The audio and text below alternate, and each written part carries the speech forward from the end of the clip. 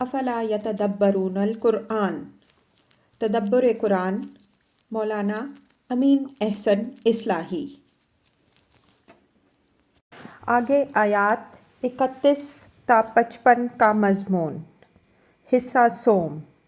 اعوذ باللہ من الشیطان الرجیم، بسم اللہ الرحمن الرحیم۔ وَأَنَّهُ هُوَ أَغْنَى وَأَقْنَى وَأَنَّهُ هُوَ رَبُّ الشِّعْرَىٰ، یعنی وہی ہے جو آدمی کے فقر کو غنا سے بدل دیتا ہے اور جس کو چاہتا ہے اس کی ضرورت سے اتنا زیادہ دے دیتا ہے کہ وہ اس کو جمع کر کے مالدار آدمی بن جاتا ہے۔ اقنا کنیا سے ہے جو جمع کیے ہوئے مال کے لیے آتا ہے۔ گویا اغنا یہاں ان لوگوں کے لیے استعمال ہوا ہے جو فقر کے دائرے سے نکل چکے ہیں، اور اقنا ان کے لیے استعمال ہوا ہے جو صرف فقر کے دائرے سے نکل ہی نہیں چکے ہیں بلکہ مالداروں کے زمرے میں ہیں۔ اوپر آیات 33 تا 34 میں ان مالداروں کا کردار بیان ہو چکا ہے جو خدا کی راہ میں دیتے دلاتے تو کچھ نہیں لیکن جنت کے مراتب عالیہ کے خواب دیکھ رہے ہیں۔ یہ انہی کو تنبیہ ہے کہ جو مال و ثروت ان کو حاصل ہے یہ خدا کی دین ہے، اس میں شعراء کا کوئی دخل نہیں ہے جیسا کہ انہوں نے گمان کر رکھا ہے۔ شعراء کا رب بھی اللہ تعالیٰ ہی ہے۔ شعراء ایک ستارے کا نام ہے جو موسم بہار میں طلوع ہوتا ہے۔ مشرکین عرب اس کو بہت مبارک سمجھتے تھے اور بہار کی تمام شادابیاں اور تمام تجارتی سرگرمیاں اسی سے منسوب کرتے تھے۔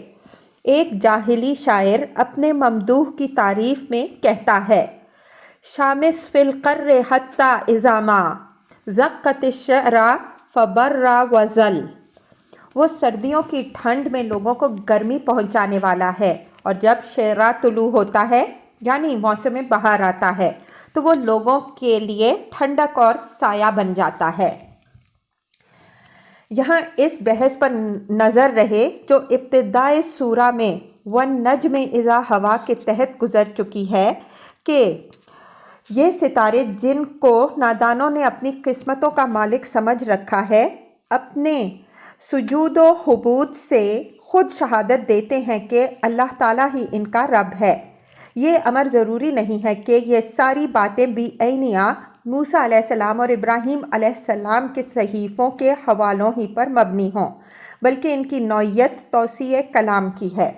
قرآن میں جگہ جگہ ایسی مثالیں موجود ہیں کہ ایک قول کا حوالہ دیا جاتا ہے اور اس کے ساتھ ایسے اضافے بھی کر دیے جاتے ہیں جو اگرچہ لفظاً تو اس قول کا جز نہیں ہوتے لیکن معناً اسی پر مبنی ہوتے ہیں۔ اس سے بات کی پوری وضاحت بھی ہو جاتی ہے اور کلام مطابق حال بھی ہو جاتا ہے۔ میرے نزدیک یہی صورت یہاں بھی ہے۔ آیت 42 سے آگے کی آیات توسیع کلام کی حیثیت رکھتی ہیں، جس سے کلام قریش کے لیے گویا خود ان کی حکایت بن گیا ہے۔ وَأَنَّهُ أَهْلَكَ عَادًا الْأُولَىٰ وَثَمُودَ فَمَا أَبْقَىٰ وَقَوْمَ نُوحٍ مِّن قَبْلُ إِنَّهُمْ كَانُوا هُمْ أَظْلَمَ وَأَطْغَىٰ۔ یہ بھی توسیع کلام ہے۔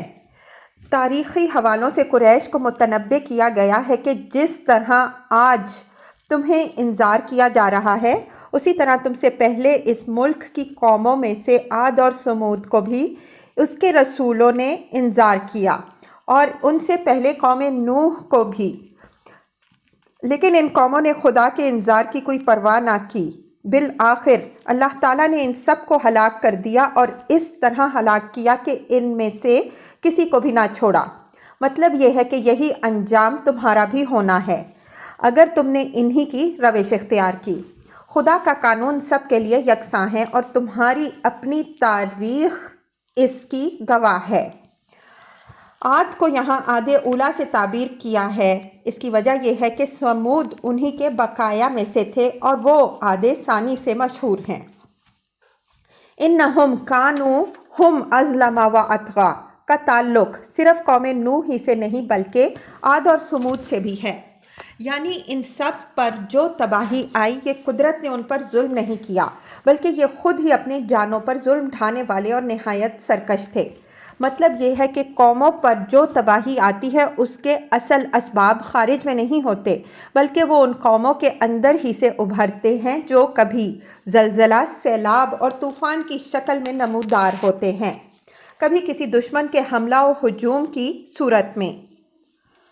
وَالْمُؤْتَفِكَةَ أَهْوَىٰ فَغَشَّاهَا مَا غَشَّىٰ، یہ قوم لوط کی طرف اشارہ ہے۔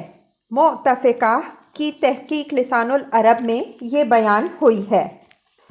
مؤتفقات سے مراد وہ ہوائیں ہیں جو زمین کو بالکل تلپٹ کر دیتی ہیں، جس طرح جوتنے والا کھیت کی زمین کو تلپٹ کر دیتا ہے۔ جب کوئی بڑا سیلاب آتا ہے اور وہ زمین پر مٹی اور ریت کی نئی تہہ جما دیتا ہے تو اس کو بھی مؤتفقہ کہتے ہیں۔ علی حاضر قیاس جو تند طوفانی ہوا زمین کو ریت اور کنکر سے ڈھانک دیتی ہے وہ بھی مؤتفقہ ہے۔ قوم لوط پر اللہ تعالیٰ نے غبار انگیز ہوا بھیجی جو تند ہو کر بالآخر حاصب یعنی کنکر پتھر برسانے والی طوفانی ہوا بن گئی۔ اس سے اول تو ان کے اوپر کنکروں پتھروں کی بارش ہوئی، پھر اس نے اس قدر شدت اختیار کر لی کہ اس کے زور سے ان کے مکانات بھی الٹ گئے۔ انہی کی طرف اشارہ کرتے ہوئے فرمایا فَمِنْهُمْ مَنْ أَرْسَلْنَا عَلَيْهِ حَاصِبًا، عنکبوت 129۔ ان میں سے بعض قوموں پر ہم نے کنکر برسا دینے والی آندھی بھیجی۔ نیز فرمایا جعلنا عالیہا سافلہا وامطرنا علیہم حجارۃ من سجیل، سورہ حجر آیت 47۔ بس ہم نے اس بستی کو تلپٹ کر دیا اور ان کے اوپر سنگ گل کی بارش کی۔ فغشاها ما غشا، اس اسلوب کی وضاحت ہم جگہ جگہ کر چکے ہیں کہ یہ کسی ایسی صورتحال کی تعبیر کے لیے آتا ہے جس کی تعبیر سے الفاظ قاصر ہوں، یعنی ان کو ایسی چیز نے ڈھانک دیا جو الفاظ کی گرفت سے باہر ہے۔ فَبِأَيِّ آلَاءِ رَبِّكَ تَتَمَارَىٰ، یہ خطاب قریش سے ہے۔ ضمیر اگرچہ واحد ہے لیکن مخاطب پوری جماعت ہے۔ جب جماعت کو واحد کے صیغہ یا ضمیر سے خطاب کرتے ہیں تو مقصود جماعت کے ایک ایک فرد کو متنبع کرنا ہوتا ہے۔ یہاں یہی صورت ہے۔ منکرین کو فرداً فرداً خطاب کر کے ملامت فرمائی ہے کہ جزا و سزا کے یہ سارے دلائل جو عقل سے، نقل سے، موسیٰ علیہ السلام اور ابراہیم علیہ السلام کے صحیفوں اور قوموں کی تاریخ سے بیان ہوئے ہیں، تمہارے سامنے ہیں، تو بتاؤ اپنے رب کی کن کن نشانیوں کو جھٹلاتے اور ان کے باب میں جھگڑتے رہو گے۔ اعلیٰ کی جمع ہے۔ اس کے معنی ہمارے مفسرین و مترجمین نے عام طور پر نعمت کے لیے کیے ہیں، لیکن یہ لفظ کا ادھورا مفہوم ہے۔ اس کے اصل معنی کرشمے، نشانیاں، عجائب قدرت، کارنامے، نوادر اور آثار حکمت کے ہیں۔ نعمتیں بھی چونکہ انہی کے تحت ہیں اس وجہ سے وہ بھی اس کے مفہوم میں داخل ہیں، لیکن ہر جگہ اس کا ترجمہ نعمت صحیح نہیں ہے، اس لیے کہ نعمت کی طرح اللہ تعالیٰ کی نقمت کی نشانیاں بھی اس میں شامل ہیں۔ یہ لفظ سورہ رحمان میں بار بار آیا ہے اور اس کے سارے پہلو اس میں واضح ہو گئے ہیں۔ وہاں ہم اس کی وضاحت اس کے مواقع استعمال اور کلام عرب کی روشنی میں کریں گے۔ استاذ امام حمید الدین فراہی رحمہ اللہ نے اپنی کتاب مفردات القرآن میں اس پر نہایت محققانہ بحث کی ہے۔